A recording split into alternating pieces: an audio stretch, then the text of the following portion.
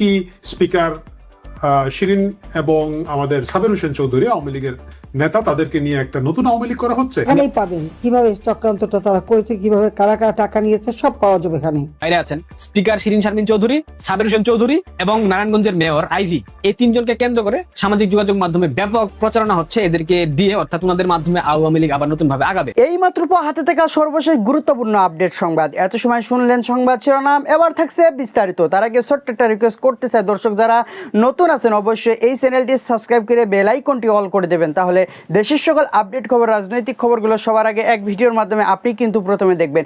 দর্শক, শুরুর অংশ শুনে হয়তোবা বুঝতে পেরেছেন যে নিউজটা কতটা গুরুত্বপূর্ণ, তাই আমরা বেশি আলোচনা করতে চাচ্ছি না, মূল অংশে নিয়ে যাব। চলুন আমরা লাইক দিয়ে একের পর এক ধারাবাহিকভাবে আজকের সকল আলোচিত খবরগুলো দেখে আসি। স্পিকার শিরিন এবং আমাদের সাবের হোসেন চৌধুরী আওয়ামী লীগের নেতা, তাদেরকে নিয়ে একটা নতুন আওয়ামী লীগ করা হচ্ছে। বাজারে এই গুজবটা দীর্ঘদিন ধরে ঘুরে ফিরে যাচ্ছে। আমরা দেখলাম স্পিকার শিরিনকে, সাবেক স্পিকার শিরিনকে খুব দ্রুতই মুক্তি দেওয়া হলো। খুব ভালো, ওনার যে বয়স, শারীরিক অবস্থা, সামাজিক সম্মান সবকিছু মিলিয়ে তার অবশ্যই জামিন পাওয়ার অধিকার আছে এবং তাকে খুব দ্রুত জামিন দেওয়ার প্রয়োজন ছিল। কিন্তু এটা কি খুব স্বাভাবিক ঘটনা? আমরা দেখতে পেলাম, কারণ হচ্ছে ওয়াকার ইউনুসের যে সরকার যে রেইন অফ টেরর চালিয়েছিল, একই ঘটনাটা কিন্তু সরকার পরিবর্তনের সাথে সাথে কোনো ধরনের পরিবর্তন হয় নাই, এখন একই অবস্থা আছে। আমরা দেখতে পাই তৃণমূলের সবচেয়ে কি বলা যায় একেবারে নিচু স্তরের যে নেতাকর্মী, তারাও কিন্তু মাসের পর মাস, বছরের পর বছর জামিন পাচ্ছে না। ছাত্রলীগের নেতাকে আমরা দেখতে পেয়েছি, তার শিশু লাশটা দেখার জন্য তাকে বের হতে দেওয়া হয় নাই। আমরা দেখতে পাই অসংখ্য ছাত্রলীগ, যুবলীগ নেতারা তাদের মা বাবার মারা যাওয়ার পরে সাধারণত পেরোল পান না, পেলো হাত করা হাতে নিয়ে তাদেরকে কাঁধে লাশ নিয়ে যেতে হচ্ছে। এই যখন অবস্থা, তখন আওয়ামী লীগের শীর্ষ নেতারা যারা গ্রেফতার আছেন, প্রায় 1.5 শতাধিক সাবেক এমপি গ্রেফতার আছেন, তাদের তো মুক্তি পাওয়ার কোনো প্রশ্ন ওঠে না। সের বাইরে আছেন, আপনি যদি দেখেন, একেবারেই স্বতন্ত্র নির্বাচন করেছিলেন একসময় যুবলীগ নেতা ব্যারিস্টার সুমন, বহুল আলোচিত নেতা ব্যারিস্টার সুমন সহ আরো অসংখ্য সুশীল মানুষকে আটকে রাখা হয়েছে। শাহরিয়ার কবিরকে, যিনি অলমোস্ট জীবনমৃত অবস্থা আছেন, তার জীবনের একমাত্র অপরাধ হচ্ছে রাজাকারের বিরুদ্ধে আন্দোলন করা। তিনি আওয়ামী লীগের কোনো সুবিধাভোগী ছিলেন না, সুফলভোগী ছিলেন না, সরকারের সাথে ছিলেন না, কিন্তু তাকেও আজকে অনেকদিন ধরে আটকে রাখা হয়েছে এবং তার জামিন হচ্ছে না। প্রফেসর বারাকাত সহ আরো অসংখ্য মানুষের, আর পরে জামিন হচ্ছে না, বড় বড় সাংবাদিকদের জামিন হচ্ছে না ফারজানা রূপার মতো সাংবাদিকদেরকে। এবং কেন তারা বছরের পর বছর থাকবেন, এই প্রশ্নটা কোথাও উঠছে না। চারিদিক শুনশান। সেই মুহূর্তে স্পিকার শিরিনকে যখন গ্রেফতার করা হয়, গ্রেফতারের নামে নাটক করা হয়, মানে গুম গ্রেফতার থেকে প্রকাশ্য গ্রেফতারে আনা হয়, ধরে নেওয়া হয়েছিল যে তাকে হেনস্থা করা হবে। এবং সেই হেনস্থার এক ধরনের ধাক্কাধাক্কি আমরা দেখেছি কারাগারে যাওয়ার আগে, তাকে যখন কোর্টে আদালতে হাজির করা হলো তখন আমরা দেখেছি। কিন্তু আমরা দেখলাম বেশ তড়িঘড়ি করে তাকে মুক্তি দেওয়া হলো। এই ধরনের মুক্তি সাধারণত ডক্টর ইউনূসের মব বাহিনীকে দেওয়া হতো। ধরেন নারীর ওড়না কোথায় রাখা হবে না রাখা হবে, এই ধরনের গবেষণা করা হলে তাকে গ্রেফতার করে সাথে সাথে ফুলের মালা দিয়ে ইউনূস মুক্ত করে দিত। তারপরে ধরেন ওই যে আমাদের একটা গাজীপুরের এক নেত্রী ছিল, 50 কোটি টাকা চাঁদাবাজির অভিযোগে, তাকে গ্রেফতার করে রিমান্ড দিয়ে, সেই রিমান্ড থাকা অবস্থায় আবার আদালতকে বিকালে বসিয়ে আসিফ নজরুল তার জামিন দিয়েছিলেন। এই সব মকারি বাইরে সাধারণত যারা কারাগারে গেছেন তাদেরকে আদৌ কোনদিন মুক্তি দেওয়া হবে কি হবে না, এই বিষয়ে বিগত সরকার এবং তার এক্সটেনশন হিসেবে বর্তমান সরকারের কোনো ধরনের চিন্তা ভাবনা নাই। কিন্তু স্পিকার শিরিনের জামিন হয়েছে। এর আগে এরকম একটা খুব চমৎকার জামিন হয়েছিল সাবের হোসেন চৌধুরীর। তাকে আমরা দেখেছি যে হুট করে তাকে 6টা মামলায় গ্রেফতার করা হয়েছিল। 6টাই অবশ্যই এগুলো হাস্যকর ভুয়া মামলা।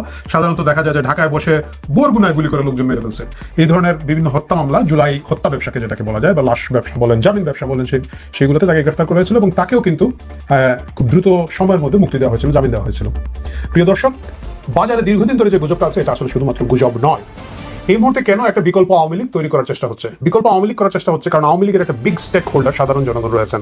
এদের একটা বড় অংশ গত নির্বাচনে জামাত শাসিত ইউনূস সরকারের থেকে মুক্তি পাইতে এবং প্রকাশ্য জামাতের সরকার থেকে নিজের যান বাঁচাতে, যেটা আমাদের শ্রদ্ধা সাংবাদিক নূর কবির ভাই বলেছেন যে নাকে রুমাল চেপে ধানের শীষে ভোট দিয়েছেন। কিন্তু ভোট দেওয়ার পরও দেখা যাচ্ছে গন্ধটা যায় নাই, গন্ধটা জায়গায় আছে, রুমালের মধ্যে গন্ধ উঠে গেছে। এই যে হতাশ আওয়ামী লীগের আওয়ামী লীগ সমর্থক যারা আছেন, তাদের ভোটকে কোথাও একটা স্পেস করে দেওয়ার জন্য, বা তাদেরকে একটু স্পেস করে দেওয়ার জন্য একটা আন্তর্জাতিক সুশীল সমাজ থাকে আমাদের, আমরা জানি, যেটা সাধারণত এনজিও ভিত্তিক থাকে এবং বিভিন্ন দূতাবাস ভিত্তিক থাকে। তারা এখন একটা নতুন আওয়ামী লীগ করবে।